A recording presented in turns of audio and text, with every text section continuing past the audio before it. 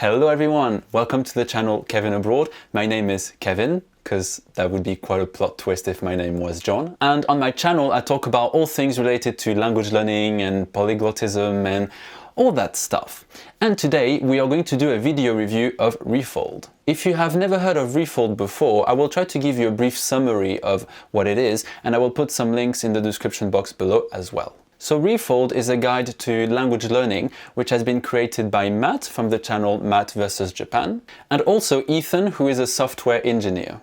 Matt is mainly known for his immersion-based approach to language learning, and although he's not a polyglot, and he never claimed to be, he's especially known for speaking Japanese to a near-native level. Not that I can judge that myself because I'm only a beginner in Japanese, but I think that's the general feeling I get from people describing his level of Japanese. Just to clarify, language immersion is not a new concept at all. It's been studied in linguistics for decades now, but I think it's fair to say that Matt kind of brought it into light and made it sort of known to casual language learners. If I'm going to be totally honest in this video, before reading Refold, I was quite biased. Something that's quite special about Matt is that he has covered language learning topics like no one else has on the YouTube polyglot community. But I guess the disagreement I have with Matt is that as much as I think immersion is extremely important, especially at intermediate and advanced level, because at these levels you kind of get diminishing returns by studying the language and you're better off just immersing or consuming a lot of content in the target language. But I really don't think it's the best method for beginners. To be clear, I'm not saying beginners should not immerse, of course not. But what I think is that as a beginner, it's important to first focus on studying the language so you can get a good grasp of it. And then as your level improves, you can replace this study time with immersion. So basically for me, there needs to be a transition from studying the language at lower level to doing more immersion or full immersion at higher level. Anyway, so let's get started with this video. To give a bit of structure to this review, as I like to do them, I start with the positives first, and there's a lot of them, and then I will move on to the negatives. For me, having negatives in my reviews is always very important because I think it's important to be critical about anything, especially in language learning. There is no method that is perfect, and this method, the Refold guide, is not an exception to this rule. And I guess that's also a nice way for you to know that this video is not sponsored, if that wasn't already clear. So, the first thing that I think is excellent about this guide is the emphasis on fun. Obviously, this idea is not new and Refold doesn't claim to be groundbreaking in any way, but I think the way enjoyment or fun is sort of explained or talked about or discussed in the review is really good. Essentially, Refold puts fun at the core of its language learning method. As I'm sure you already know if you are a language learner yourself, language learning is quite the task and can be very mentally taxing as well. But making it fun can help you make the activity of learning languages look less like work and more like something you want to go back to regularly. Personally, and depending on your goals of course, I would say that boredom, or in other words, doing things that are less fun, is sometimes necessary. But I definitely agree with the guide that fun should always be the dominant feeling in your language learning journey. Number two, and that's another very interesting aspect of language learning that Matt raises in the guide when he talks about tolerance to ambiguity. Or in other words, accepting that you won't always understand everything. For me, that's an extremely important concept, and that's something that I regularly remind my students of. When you start learning a language, and for a very long time, you will not have the same level of understanding that you do in your native language. I actually have a great quote from the guide itself, and it reads like this: "The hardest part of learning a language is accepting your own incompetence and tolerating the ambiguity of a language you don't understand." Yep, that's it, I'm done. No, I'm not done. I'm just terrible at doing these comedy things. Let's carry on. So let's move on to point number 3, and that's probably the most important aspect of Refold, and it's immersion. Of course I had to make a point about immersion. Traditionally, language learning, and I mean in the classroom in particular, hasn't really focused on immersion as much as now. We now have a much better understanding of how input actually helps with language learning. Thanks, linguistics!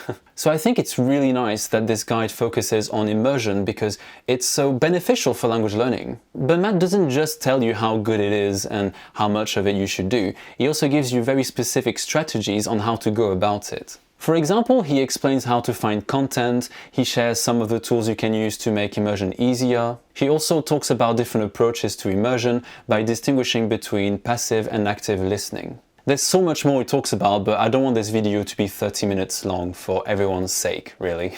Finally, the last positive I wanted to discuss, and for me that was a good surprise, because before reading the guide, I really had this idea that Matt was completely against grammar. Like, completely. As a result, I kind of had a negative impression of Matt because I really was convinced that he was against grammar, and because I love grammar, it's hard for me to be friends with people who don't like grammar. I am obviously joking, but it turns out that Matt is not really against grammar. He does make some points about grammar which I think are too simplified, but Matt is not a linguist, so I'm not going to focus on those details so much. And I also don't want this video to be about linguistics because you will get bored. I will not get bored because I could never shut up about linguistics, but anyway, let's get back to the video. Overall, he encourages us not to focus too much on grammar. Only reading a little bit every day to get used to it, to have some sort of understanding of how the language is structured, but nothing beyond that really. Then the guide advises you to essentially move on from grammar and just focus on immersion once you reach sort of intermediate to higher level.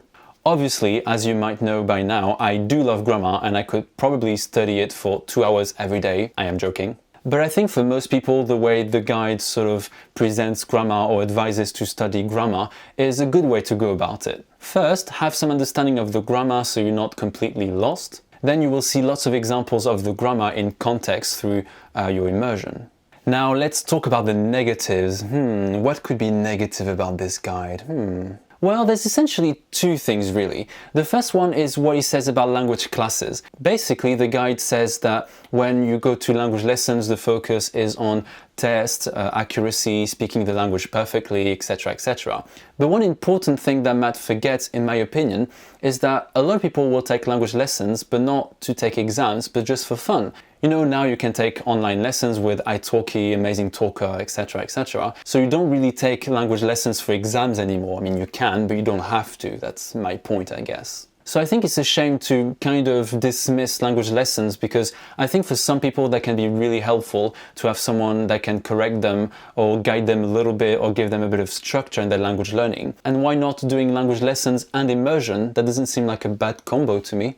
So I don't really agree that you should avoid language lessons. It depends on the context, the type of lessons they are, and many other things, but language lessons can be really useful, provided you find a good teacher, of course, but that's kind of a given, I guess. The second negative, and this one is much more subjective, meaning that it's my opinion and you are more than welcome to disagree with me. But I guess I wonder how efficient the method is for people who are busy. I'm thinking of working adults, for example. If you're a teenager and you have 3 to 4 hours a day, I mean, I'm exaggerating, I don't know if you have that time, but let's imagine, then of course, you will make fast progress because you're immersing in the language all the time. But if you're an adult and you do, say, 1 hour of language learning, immersion every day, then I guess that will take you a long time to reach some kind of fluency, right? It's not really clear in the guide, and I guess, you would need to really study people to know that. But I think if you have only 1 hour in your day, I don't think immersion will be the best way to go about it, unless you're happy to just watch stuff in your target language. That's fine, Speed doesn't have to be a goal in itself. But I think most people will want to have some kind of results, in 2 years or something, I guess. So I think with immersion that would not happen. So I would probably consider doing something a little bit different. So not just immersion, but immersion with something else, like, I don't know, studying grammar or speaking with people, language lessons, etc., etc. Alright, that's it for this video. I hope you enjoyed this review. Please do feel free to check out the guide. I think it's worth the read for sure. There is a short version which takes 1 hour to read and the long version which is 4 hours, which is the one I read because I'm that kind of guy. When I review for real. And feel free to share this video as well if you enjoyed it, like it, subscribe as well. Why not? Join the Kevin Abroad family and I will see you next week. Bye!